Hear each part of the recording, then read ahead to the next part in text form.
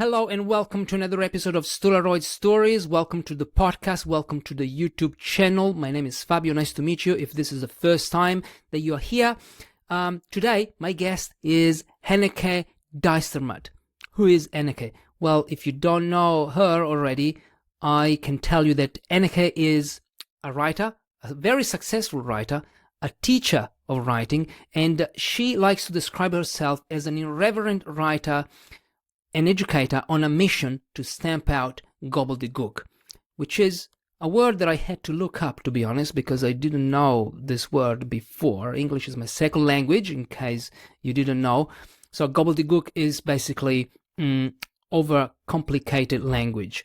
Henneke is very successful writer, and I'll tell you why. I'm going to read out a few things from her about page. So here we go. Henneke wrote Blog to Win Business, a book that was recommended as a must-read for business writers by Inc.com and HuffingtonPost. She was interviewed for Forbes on the topic of seductive writing. She wrote for Sally Hogshead, a Hall of Fame speaker. She was named one of 50 Incredible Women in Marketing to Follow by Search Engine Journal. There are many other things that she did.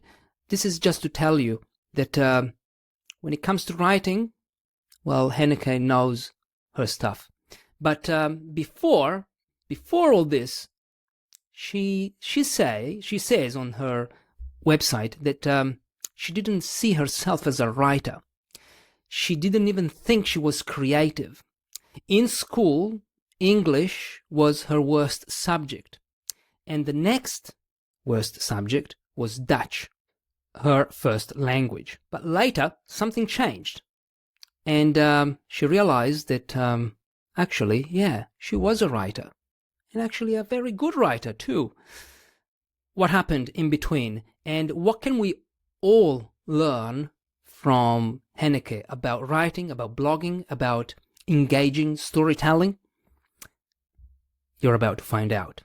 I hope you will enjoy this conversation. There's so much to learn, so much to think about too. But let's do it. Get ready now. It's story time. Welcome, Henneke. Welcome to Stolaroid Stories. I've read your blog posts for years, and now 2 years. I discovered you 2 years ago. And I'm glad to have you here today as a guest. Welcome. Well, it's lovely to speak to you, Fabio. Thanks for inviting me. We're here to talk about writing because you're an expert, and I'm a writer as well. And I've seen on your website, on your bio, that you say, "I've never seen myself as a writer. I didn't even think I was creative," you say. But now you're an accomplished writer and copywriter. You're also a teacher of writing. So when I saw those two sentences, that automatically, I was interested in knowing more about you, who you used to be. So you didn't think you were creative, and you've never seen yourself as a writer. Can you tell us more? Yeah, I think when I used to think of writers, I think of people who have always wanted to be a writer, who were journaling as a kid or were writing poets already in primary school, and who looked up to, famous writers and wanted to be that. Well, that is absolutely not me. I've never journaled. I've never written a poem in my life. And I really didn't think I could write,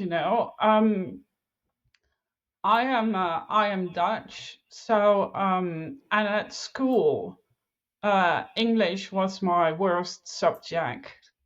And the next one was Dutch. So Languages. I really wasn't good at writing essays, and that I found that quite hard at university too. So I really am very non-typical, for what most people think of as writers. It was only I had a career in marketing, and it was only when content marketing started to become popular about 12 years ago that I thought, okay, I can't get around this anymore. I need to learn how to write better. And I started to read books, and I joined a blog writing course. And, I actually figured out that there isn't that much magic about writing. I always Hmm. thought you needed a special talent, and that wasn't for me. But, with just some simple guidance,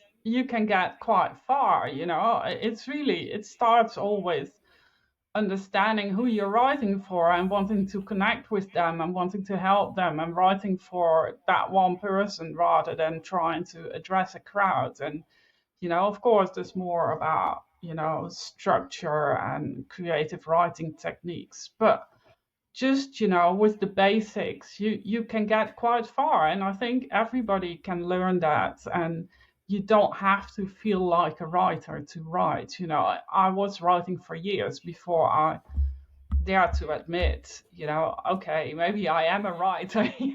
Hmm. Even now when you say like you're an expert in writing, I still am a bit like, ooh, Well, you are. You Henneke, are. shut up. Yeah. But I mean, you talked about the basics. What are the basics in your experience, in your opinion? Yeah, well, I think what I see the biggest transformation taking place with people who improve their writing skills with me is starting to write for one reader. That is just, such a good practice. A lot of people, and that's how I used to write too. You think like, wow, maybe 100 people read my blog post, maybe even more. And it feels, when you're writing, it feels like a monologue because you can't see the reader. You don't know how they react. So there is, you need to imagine people reading your work and thinking about, okay, why do they want to read this? How will this help them? What kind of action do I expect them to take after reading this? So you can be really focused on your reader, and that is true. I mean, people think maybe that's only true for sales copy. You want people to buy something, but it's also true when you write a blog post. You want people to do something. When you write a blog post, you want to inspire people to, implement what you're writing about. If I write a blog post about um, writing opening paragraphs, then I want people to think like, okay, next time I write a blog post, I want to write a better opening paragraph, like Hmm. she's suggesting. If you write about mindset Hmm. changes, you want people to, yeah, practice being a bit more friendly to themselves, then you want them to take that action and at least take a tiny step to being a little bit more friendly to themselves, even if it's just, a minute a day to think about, what can I do to be, yeah, more self-compassionate, more friendly to myself. So I think that is very important, focus. Uh, I call it the rule of one. One piece of content is for one reader, and it has one purpose. And I think Hmm. that is really where it all starts with. And that requires more discipline than we think, because it's really easy to forget about that one reader, or to think like, oh, I write for many, many readers. Hmm. I don't want to think just about uh, that clients. I also want to write for my peers and impress them, or I still want to impress my high school teacher, or and I think what also happens is that we often, I did that when I started writing, that I felt quite uncertain about what I was sharing, and I was therefore overdoing it, you know. I was thinking Mm. it's not enough what I'm doing. So I cram more tips, more information, more Mm. examples in a blog post. And what you're actually doing is overwhelming people, you know.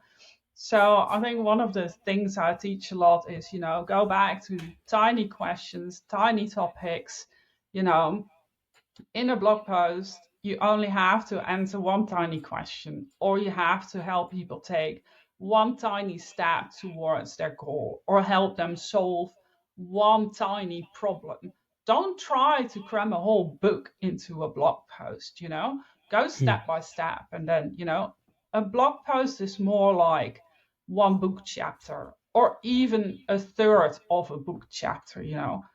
And if you think about that, you know, there's more to write about, because if you keep every blog post about tiny topics, well, there's lots of tiny topics to write about, and there's lots of other tiny questions you can answer.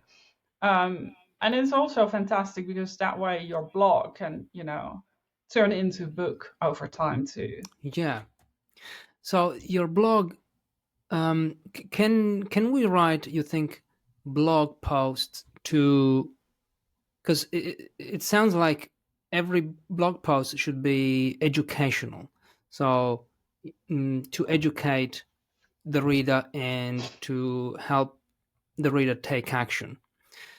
But I'm wondering, can we share just reflections? Because this is what I do.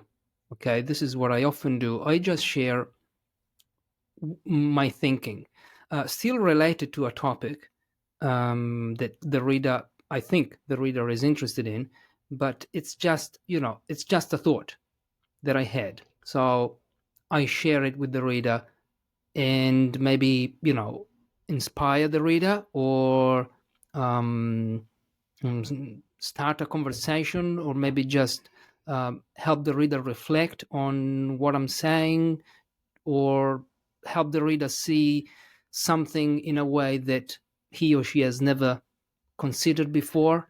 Do you think this is also mm, good content writing for Yeah, I individuals? think, We're talking about individuals yeah, I now. think, you Yeah. know, sharing personal reflections or personal stories has a benefit to the reader too. You know, they might have gone through a similar reflection, or they haven't yet. So it might really, you know, make them think and reflect as well. So I think there's always a purpose behind sharing that, you know.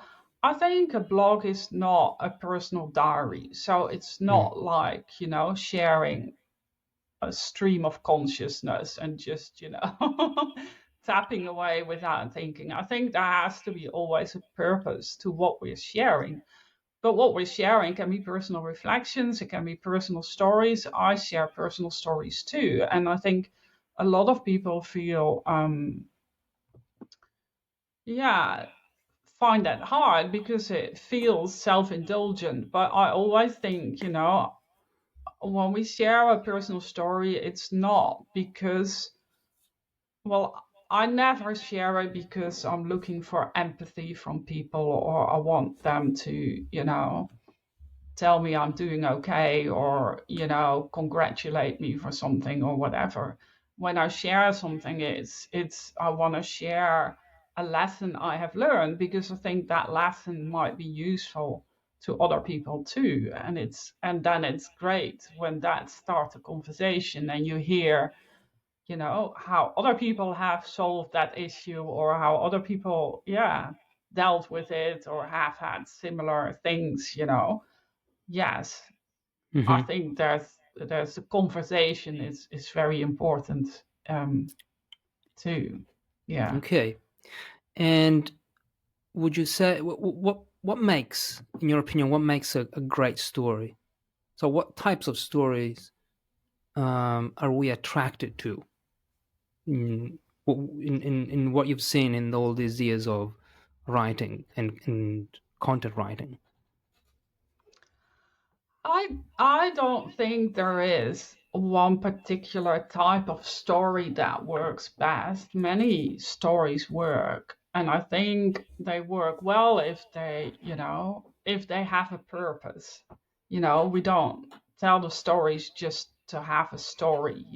We're not just sharing anecdotes. We tell stories because there's a purpose behind it. And that can be sharing a mistake, or sharing a insight we gained, sharing a client story who has um yeah bought a product, or a course, or worked with you, and see what that brought to them. I mean, those are all valid stories. I also really like, personal stories are great as well, which you mentioned already. And I like metaphorical stories. I sometimes write stories about my cooking adventures, something I messed up, or a new recipe I discovered.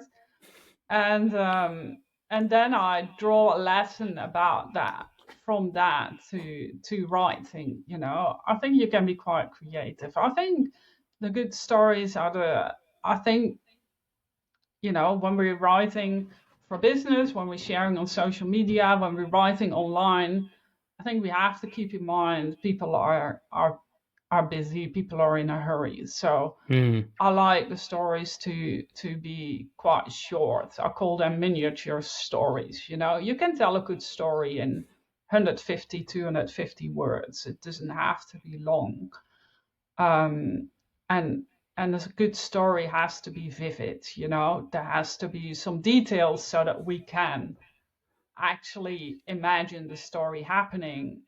And there has to be some action, because it's the action that creates the drama, and that keeps people reading on because they want to know what happens next. But you don't have to turn yourself into Agatha Christie or whatever to tell stories. You can These short stories are quite simple and quick to pick up. Yeah. In fact, there's a book. I don't know if you've ever heard of this book. I've talked about this for millennia. Story Worthy by Matthew Dix. I think we talked about this in our pre-interview, where basically he says every day there is a story. Every Yeah. day, if you look closely, if you sit down 5 minutes, 5 minutes is all you need, and reflect on your day, and you think, okay, what was the most story worthy moment of the day? So something that I could tell a story about. And it doesn't have to be, life for most of us is ordinary. So we don't maybe travel every day to a new country. So life is ordinary and perhaps boring for some of us, but there are still stories that we could share. This is what I actually try to do. And I'm wondering, do you have a system to record your stories, or to note down your stories, or do you have an I, app or something? I don't I, know. I am quite an organized person, Organized. So unorganized, Unorganized. unorganized. So I really find systems like that quite hard. I can't keep up with it. So with me, it's always, oh, this is a good story, and it keeps singing in my head, and then I just have to get it down, do it and share it. I don't, yeah, I'm not, yeah, I find I think it's a great practice, the 5 minutes every day and write it down. And I share that practice with people as well, if it works for you, that is great. Mm-hmm. It's just not something I'm able to do somehow. Mm-hmm. My mind doesn't work like that. But I also think, what I want to add, what he doesn't really write about, but there's also stories of others we can retell. I think his book is very much about the personal stories, and I think that is great. But sometimes for our purposes, we can also retell other people's stories in our own words. So for instance, yesterday I posted a story on LinkedIn about there was this experiment of two guys, Rob Walker and I'm sorry, I can't think of the other name. They run a website, Significant Objects. And I wrote this story with the title of The Crazy Value of Storytelling Measured in US Dollars. And these two guys started really quite a cheeky experiment. They bought knickknacks on eBay and carriage sales, really just small, simple objects, like a bottle, a small bottle, or a small statue, or a fork, or a spoon, or a cup. Mm-hmm. You can imagine all sorts of small knickknacks. And then they asked various writers to write a story. So each writer would be assigned one object, and they were asked to just make up a story about it. And then what they did, they sold those objects again on eBay, but now with the story. Hmm. So the result of that was they originally, I mean, in the first 5 months, they did this for longer, but the first 5 months, I have the figures roughly in my mind. I think they bought knickknacks for $128, and then they sold them um, for over $3,000. So the value of the objects went up by a factor of 28, Wow. almost 30 times as much money as what they had bought them for. So I think that is just a fantastic little story. It's not my story, it's a story I've read. I retell it in my words, Hmm. but I use it to explain to people, there is value in storytelling, Hmm. and maybe not every story will bring you that much extra value, but, even if it doubles the value of what you do, or creates more interest in what you do, or makes what you talk about more memorable, you know, stories have Yeah. so much impact. So I'm just telling this story, because stories don't have to be personal. It doesn't have to be something you experience yourself. You can also, retell the stories, use stories from movies, from TV programs, non-fiction books, what anything that is useful for your audience. Just be sure to give people credit, Don't, Absolutely. yeah. Yeah. Uh, yeah. Going back to the audience, you say, and you said it before, we should. I mean, we should. It's a very good idea to write for one reader only, so for one person only. And there is this thing online among writers about writing for a specific niche, for a specific about a specific topic, for a specific person. But on the other hand, there are people who say, well, we're not, we're not robots. We cannot write for 5 years about the same topic because we are, we have many different passions, we have different interests.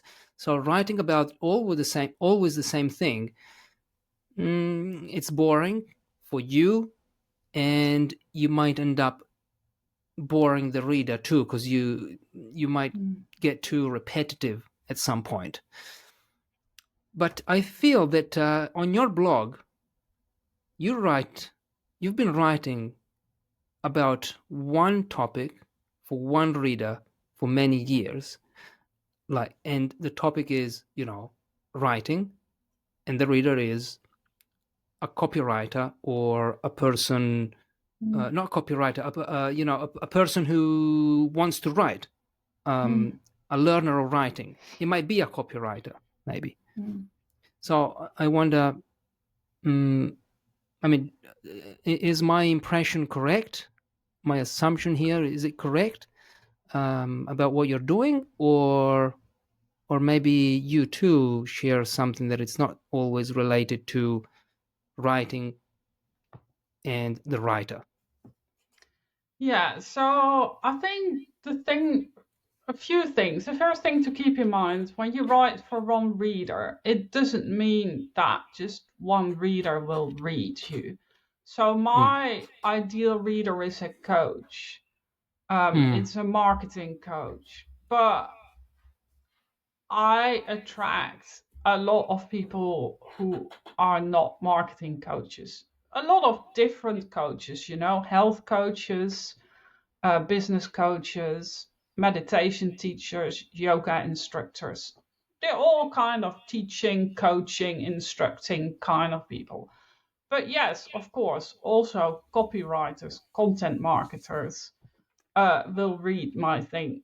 That is just natural, that your peers will also read.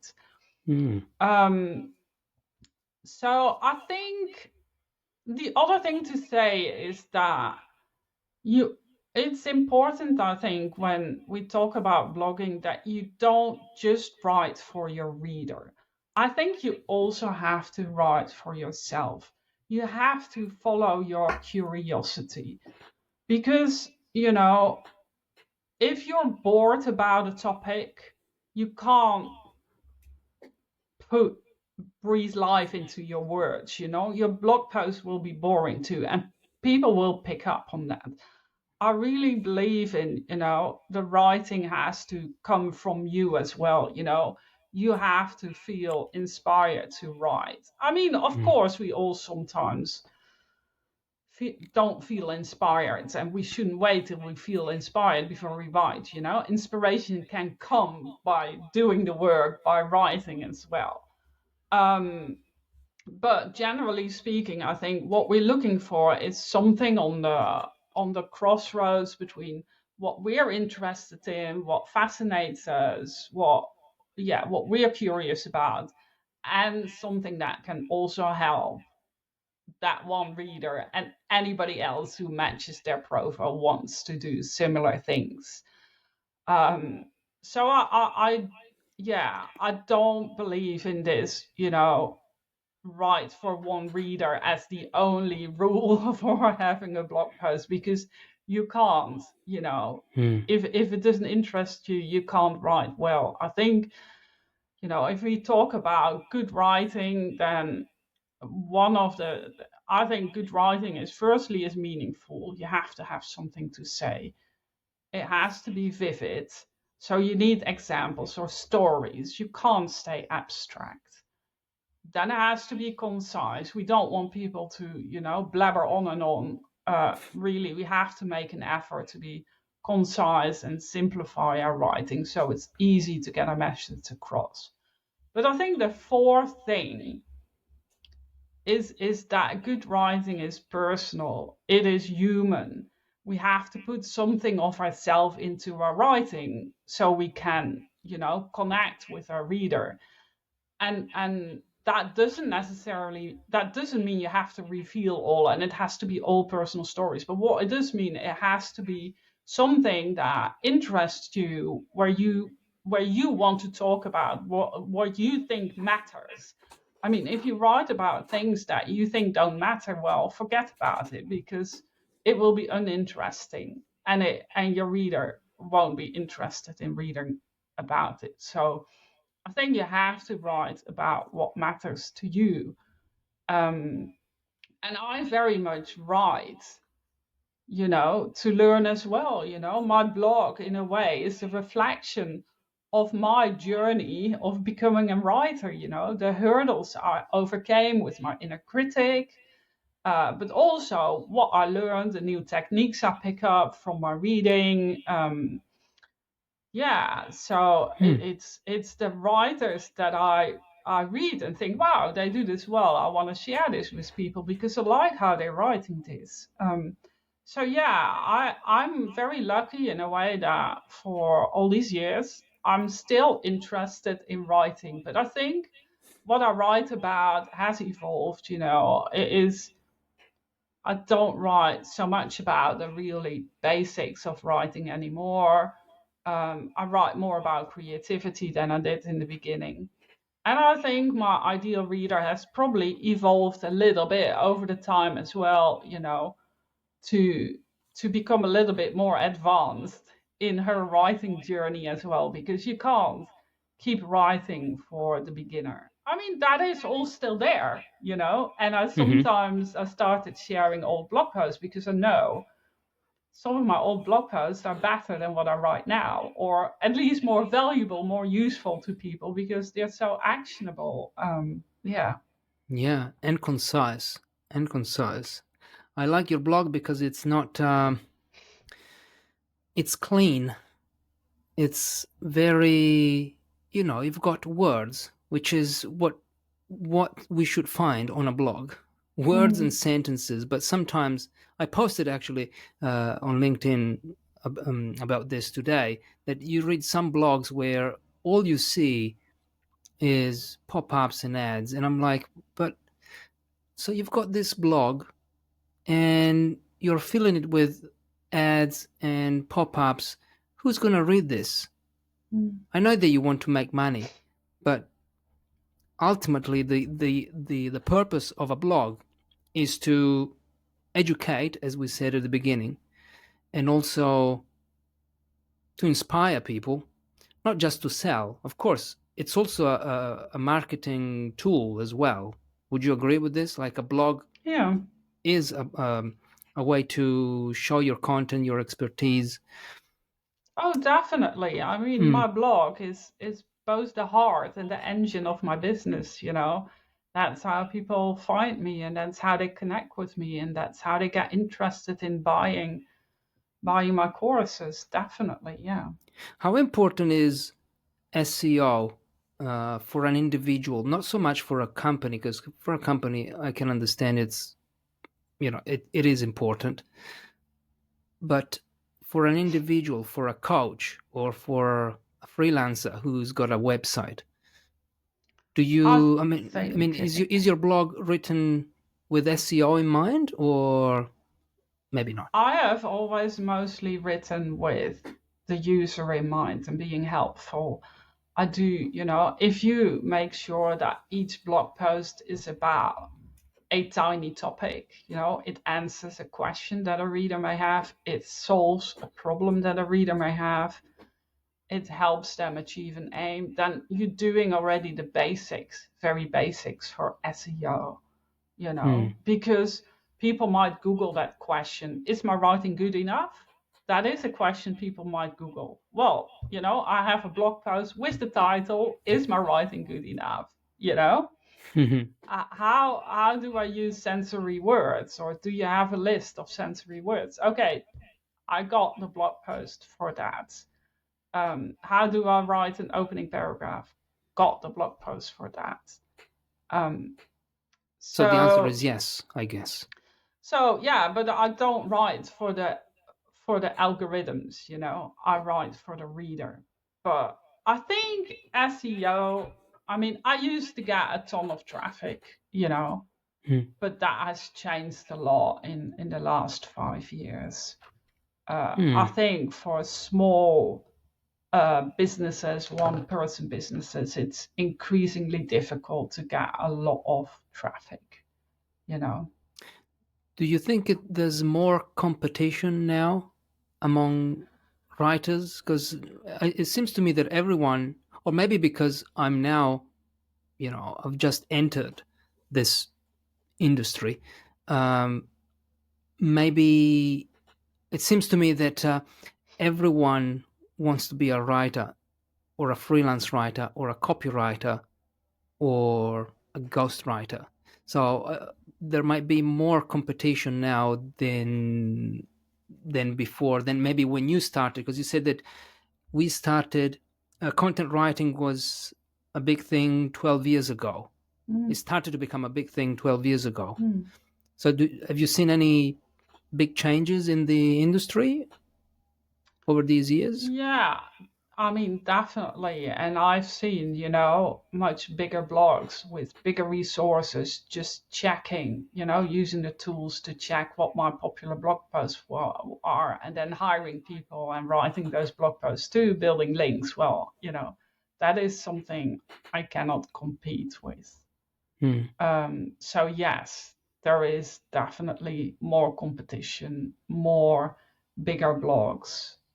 Um, but search isn't the only way to be found. There's also social media. Um, there's word of mouth. If people Yeah. like you, they'll forward you. There's ways of working with others, to promote each other through your email list or whatever. So yeah, I think SEO isn't the only game in town, and yeah, it's maybe good to keep it in mind, but I don't know, for the whether you have to be quite good with it. I think you have to understand it all. You have to build links, do it all to really make Hmm. make it worthwhile. So Um. Okay. Do you write every day, Henneke? Do you write or publish every day something? Because this is another big thing. They say write every day. If you don't write every day, people will forget about you. I don't. I write every day because I find it interesting. I find it personally. I find it interesting because it mm, forces me to think and to share something that I think may be useful. But I mean, if I skip a day, if I skip 3 days, it's not that. Oh my God, I'm failing at this game. What's your opinion here about yeah, I think, posting? Mm, it is true, it's easier to build a habit when you do it daily. That is true. And that doesn't necessarily mean you have to write an hour every day. You could also write 10 minutes every day. Um, Having said that, it's not for everyone. I don't write daily. I was hurt in a car crash, and have low energy, so I work only mm, 10 hours per week. I, mm, I, I cannot write every day. This not it's just not possible. And I don't think it hurts. And I think, I I rather focus on quality than quantity. I think this idea of publishing everywhere, I think there is a lot of, low value stuff, a lot of repetition. People, yeah, stop thinking deeply. They just mm, churn out more of the same. I'm not saying that is true for everyone, and for some people it works, but it doesn't work for everyone. And some people, I try to publish a blog post every other week, but there have been times that I publish only every 3 weeks because I just couldn't make it work for myself. I mm, know there's people who really like to write really in-depth research, well thought through blog posts, and they take weeks to write it. That is a perfectly valid way to write a blog too. If you want to publish once a month, but you do something really, really, really in depth. I think it really depends on, yeah, who you are, your personality, your writing habits, what you're writing about. There's really many ways to write and to build your habit, and you don't have to publish everything you write. So I think yeah, I sometimes, you know, I think there's a tendency of people to say, this is how it works for me, and it works great, so everybody has to do the same. Like this stuff about getting up at 5 a.m. that comes around every so often on social media. Just, stop it, please. No, that's not for me. Fine if it works for you. If you want to get up at 5 o'clock to start writing, do it. Absolutely, totally wrong thing for me to do. And, so I think we have to, always, experiment with our writing habits, see what works, see what doesn't work. but we have to respect also, our own, yeah, what else we have going on, in our lives. People with kids, it's not always that easy. Maybe people are writing as a side hustle on top of a busy job. Some people are night owls, others want to get up early. It's all possible, just find what works for you. I really, really believe in that. I think that is so important. And don't believe that because a famous writer Mm. works this way, we all have to work in the same way. We're all different. Totally agree. Totally agree on the what works for you philosophy.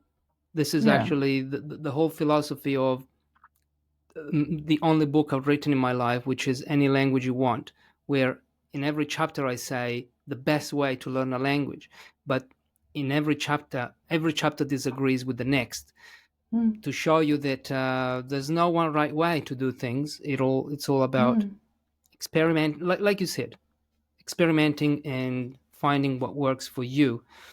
And also, I find that there are so many things that we should do every day. Like every day, you have to eat. Every day, you have to uh, exercise. Every day, you should maybe write. You should call your mom. You should, uh, develop, foster the relationships. There are so many things that we have to do every mm, day. We have to mm, work. We have to mm, sleep. So this idea that every day this idea of every day in general, it might lead to burnout mm, because every day if you want to if you want to learn English, then okay, you have to do it every day, otherwise you won't learn, for example. mm, mm, But time is limited, so i I really like also the idea of focusing on one thing, and all the rest inevitably has to wait. mm. So I'm focusing on maybe writing. Okay, all the rest has to wait. Otherwise, I'll just mm, not kill myself, but burn out. Yeah. I think also, I want people to think about what they should do. I think the word should. I'm not a fan of the word should. Mm-mm, I yeah. think should breeds kind of resistance. We're doing things because we think we should do them. I really want people to think about, okay, I want to write, it is my Mm, choice to write. I am lucky to write. And if that's not how you think about it, well, maybe you don't have to do it then, because there has to be, I think, a strong reason to be writing and to wanting to write, to do it regularly and to keep it up. And maybe it isn't necessary. You shouldn't be doing it because other people say you have to. You should be doing it because you have a reason that you want to write. yeah, I agree. want to share what I'm learning. I feel really an urge to do that. I feel Mm, quite passionate about that. Yeah, I mean, I feel so grateful, that I learned how to write and that I now have this voice and that I can share my ideas with people. That is really what I love doing. So that's why I keep writing, even when I'm really, really tired. Keeping writing is my priority. But I appreciate that might not be true for everyone, you know. hmm And And if you what? don't like writing, well, do something else, do a podcast, you know. Yeah. Yeah, there are so many ways to express yourself these Yeah. days. Um, how to write. So, what's something that you're still learning, or maybe something that you don't feel enough confident about in your writing?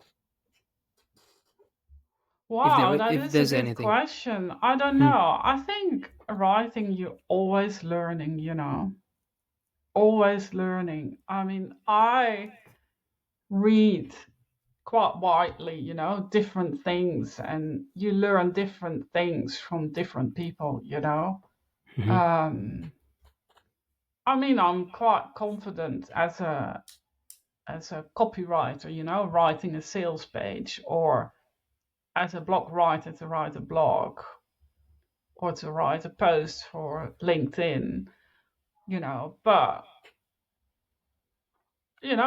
writing a memoir would be something quite completely different. Hmm. I play with the ideas sometimes, but I don't know. That would be quite a different learning curve again, I'm or learning yeah, or pa- writing pan- fiction or poems. I would quite like to learn writing poems at some stage, but yeah. I'm learning at the moment. I'm reading a book called "The Best Punctuation Book." Period. Do you know this book? Have you ever heard of No. it? Because I struggle with punctual. Not struggle, but there are moments where I'm like, where does the comma go here? Mm, Or should it go between these two words? Do I even need it? The comma mm, or any other mm. punctuation symbol. So that's what I'm learning now, and it is one of my weaknesses because I'm not consistent. That's why I asked you that question. If you're still learning, I don't know, maybe technical aspects. I've seen your blog post on the three Yeah, dot. yeah, yeah. That's cool. Um, Very interesting. I like the way you teach writing as well through your blog. Yeah, well, that Um, is something that I just picked up from reading, and I thought, oh, okay, you can use dot dot dot for more things than I realized. So that was from one of a a book about food that I thought, oh wow, this is what I have to share. Yeah, yeah. cool.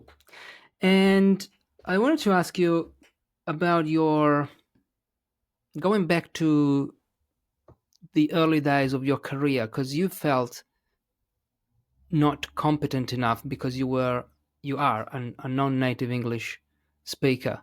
Mm. How did you overcome that Yeah, fear of being not good enough?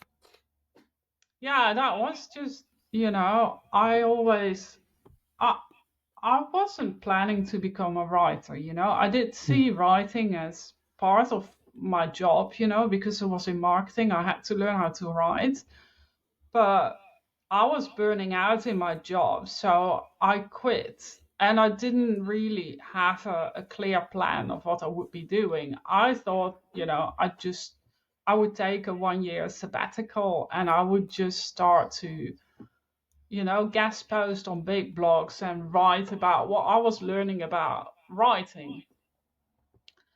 And then a crazy thing happened that I was writing these posts and thinking about what I wanted to do. And people just asked me to write for them. And I was like, well, do you know I'm not a native speaker?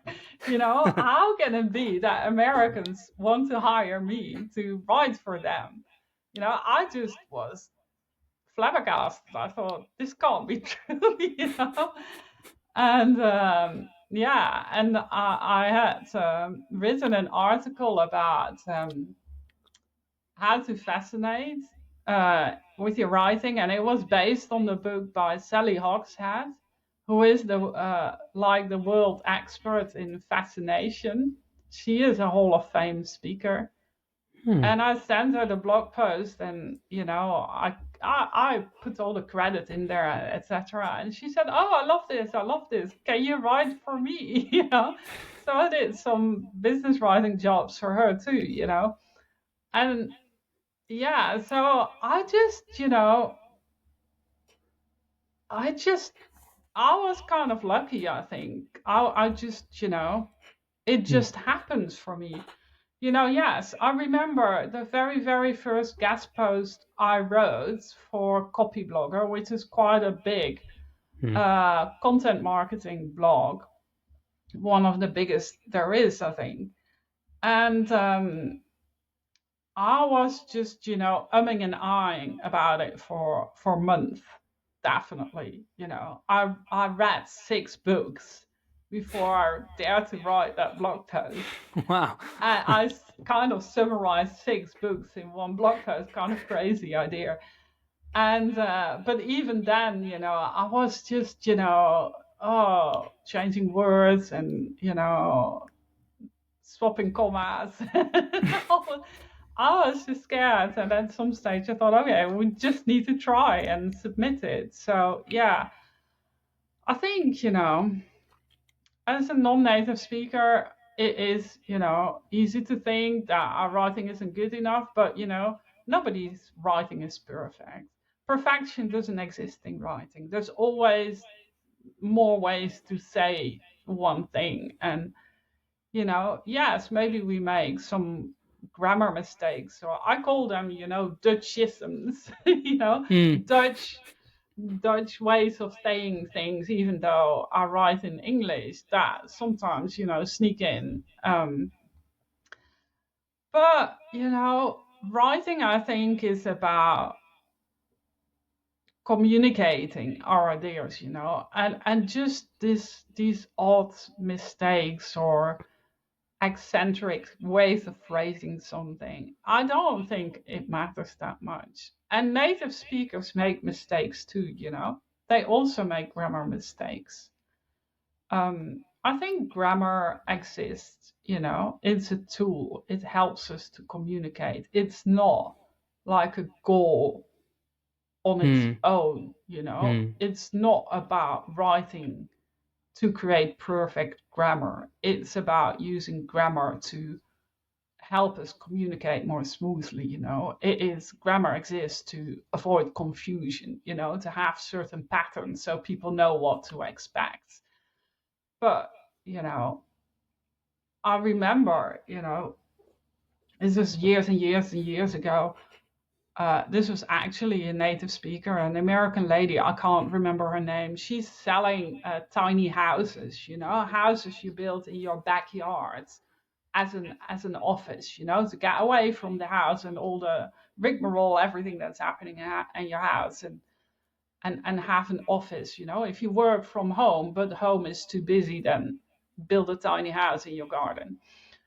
And she wrote this post on LinkedIn once, and it was just, I think there were spelling mistakes in there. There were some swear words in it. It wasn't beautiful writing by any means, not what one would consider beautiful writing. But, it was written from the heart. It was very personal. She was just on a day like where everything was happening. There was laundry everywhere. There were kids needing to go to school, blah, blah, blah, everything. Blah.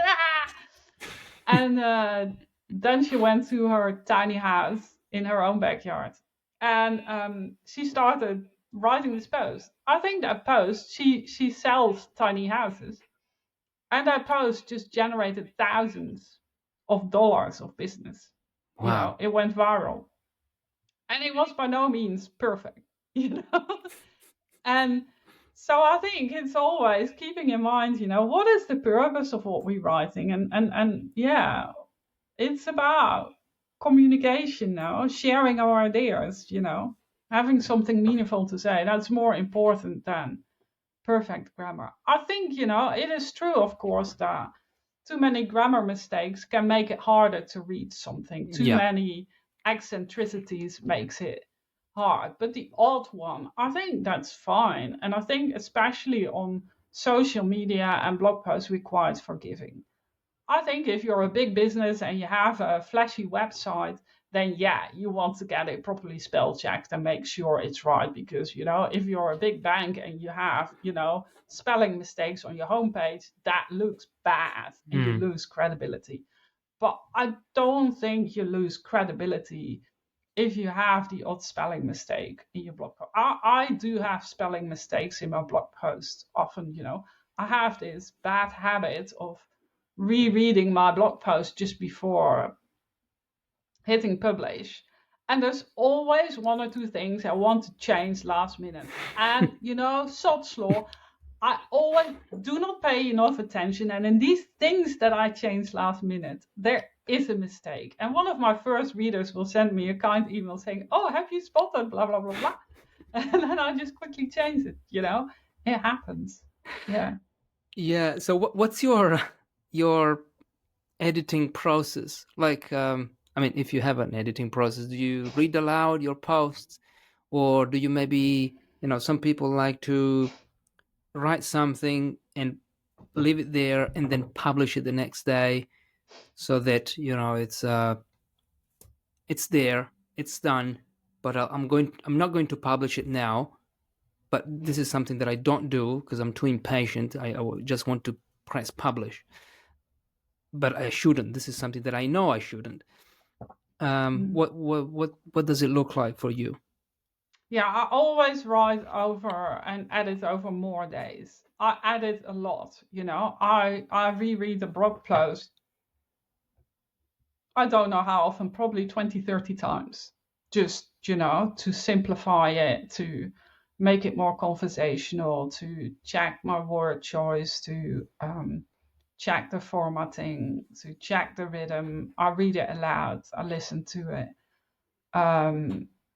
So yeah, I I think at a minimum I write and edit over 3 days. So first day will be, or the evening before the first day, I pick the topic, have a quick headline, maybe some ideas of what will go in it. Then I write a first draft on day one. On day two, that draft doesn't have an opening and a final paragraph yet. I will write that on day two and start revising. And then on day three, I do more editing.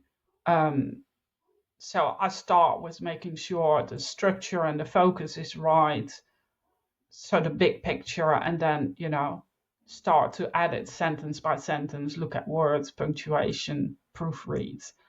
Hmm. Um, but yeah. Okay. I feel I have a question about what you said before. When the Americans, some American people asked you to write for them, was that the moment when you realized, okay, well, no, actually, I am a good writer? So the question is, have you ever experienced that kind of moment where you realized, I am a good writer? Actually, I thought I wasn't, but I am. I think, that is just, it hasn't been just one moment. I think Hmm. things add up. Hmm. Getting my very first guest post published on Copyblogger was a big thing for me. That was really huge confidence boost. And then I got on Kissmetrics too, and that helped a lot too. I mean, that having after I had 2 or 3 guest posts published, I thought, okay, I can figure something out what I want to do. I can write, I can promote myself, so I quit my job. So I think those first few guest posts made a big difference. Hmm. But then, the process is, step by step. Yeah, being hired made a difference. Publishing my first book made a difference. Um, Doing my first coaching made a difference.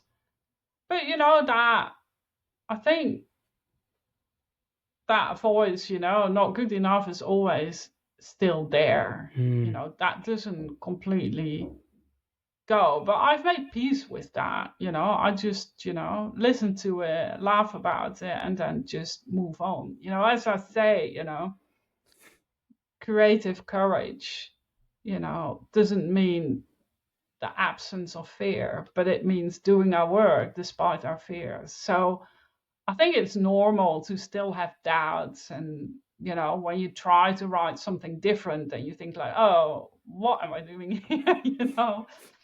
And we all have,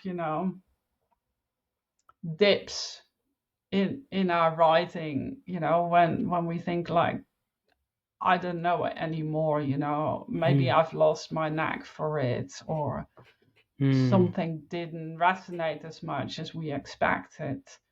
So yeah, yeah. I think it took a long, long time. It took years for me to say, yeah, I'm a writer. I was, already teaching writing before I dared to say I am a writer. you Hmm. know? Yeah. Okay. But now you do it. Now you teach on your website. I've read you teach write persuasive sales content without being pushy. Hmm. That's an art. Do you want to Yeah. say how can we write to sell? So this is copywriting? Is that correct? So writing. Yeah. Yeah. Um, Sales mm, copy. Yeah. mm-hmm, I think, it goes back to writing for that one reader and writing mm, for someone and not a stranger. When we sell something, it's easy to think we're selling to strangers and to think that we have to push our products, ram it down their throat almost, buy it or miss out. But if you see selling as something you do to people and you're just having a friendly conversation with them. You just explain what you offer and how that can help them and how it works and what the offer is. And you answer their questions and be honest about their objections, and counter them with facts and tell the stories of the people who have taken the course, if it's a course, or have used the product, if it's a product, tell their stories of what difference it made to them. I think you can sell in a very natural way. If you read the sales copy on my website, my writing voice is the same, whether it's sales copy or a blog post or a social media post. It's all quite conversational because I see everything I sell as a conversation with my reader. yeah, Yeah. but many people have.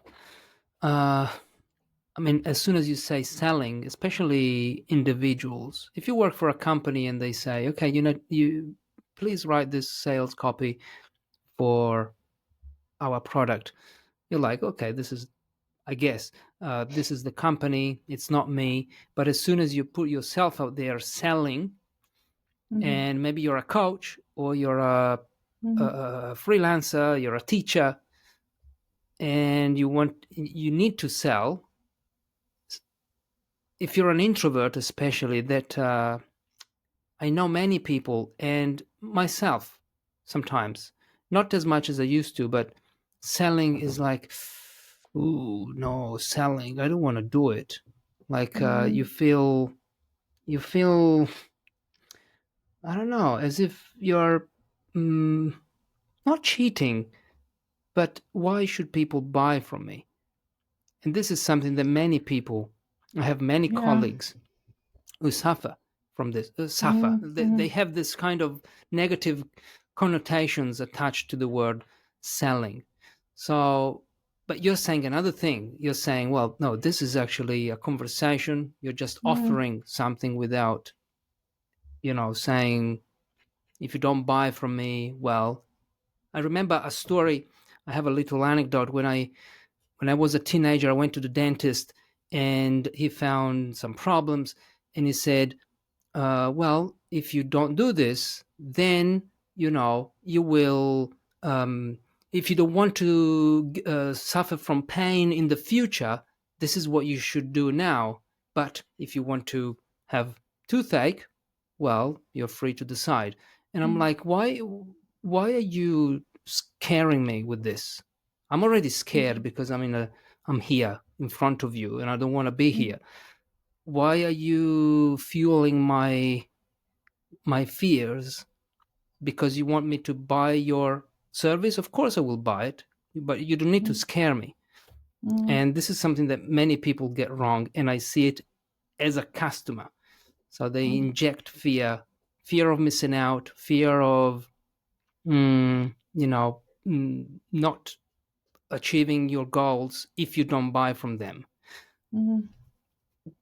and they do this Yeah, in their I writing. don't Yeah. like those tactics because I think, in the end, I think I like to treat people as grown-ups, and they can make the decision whether the product is right for them or not. I'm just laying out the facts and the stories and tell them how it will help them. Well, if they match mm, my ideal reader profile, if they have the goals that my course helps them fulfill, or if they're facing the problems my course helps solve, then I think that they will buy the product. I mean, I don't have to push it. I mean, yes, Mm. I can nudge them with a time limited offer or something like that, but I can make the process frictionless so that it's easy to buy. But I still want to treat them as grown-ups. The choice is theirs. There are so many options, and they have to feel good about it. I think those are the people that are your best customers in the end. I mean, I want people who buy my courses to love my courses, because then they'll buy another course and another course, and I see a lot of repeat customers on my courses. So um, I don't think we should sell to people who don't really, really want to buy. I think I want to Mm. sell to people who really want my courses and who resonate with my way of teaching. Yeah. Yeah. So speaking of your courses, where can people? We're closing the. No, before we close the conversation, is there anything that I should have asked? I know that you don't like the word "should," but a, a question, a question that I should have asked but didn't, or maybe something that we didn't mention that was important. No, I don't think so. I mean, there's always more to talk. I have what is it, 200 or 300 blog posts, so we could talk for hours more Yeah, about writing. So no, yeah, you can find more about me on enchantingmarketing.com. And if people don't know my work yet, there is a free writing course featured on my homepage. It's a 16-part snackable course, so that's a good starting point. I took the Um, course. and you did. Did you Yeah, enjoy it? I loved it. Yeah, because it was quick, educational, snappy. 16 emails. When I read 16, is it still 16 emails? Okay, Mm. I thought, oh my goodness, 16. I'm gonna get 16 emails, but they were so short and so to the point. Mm. And this is actually how I like my newsletter to be, and it's because of you, because I like it to be short. My Mm. email inbox, we subscribe to so many things. Even other people subscribe. They get our email at the supermarket, and suddenly you get emails from the supermarket. And you're like, when did this happen? So the email inbox is always too crowded and crammed with Mm. many emails, and I'm like, I like receiving emails from Henneke because they are short. Mm. There's one click. There's no 3,000 clicks. So many options, Mm. and this is what I do too, or at least Yeah. I try to. Yeah. Yeah. Yeah. Yeah, So I've learned a hmm, nice term recently, high protein writing. high So the protein. idea about high Hmm, protein is, if you have high protein yogurt, hmm, it is strained, so there's more protein and less fat in it. uh-huh. So it's very nutritional. And the idea with, I think, writing these days is, it also has to be very nutritional, have a lot of value for the amount of time people spend on it. So the longer something is, the more value, the more helpful it has to be. Hmm. Um, it of course, it isn't just about value. There has to be personality in there too, you know, for the connection and, you know, the flair. But I think it's useful to think about, you know, I think, you know, I call them snacks. Maybe that's the wrong word because they are healthy snacks, you know, they are high protein snacks. Yeah. So Lot of value, but not too many words. Yeah. I'm tempted to call this episode what's it called? High protein writing with Henneke. Yeah.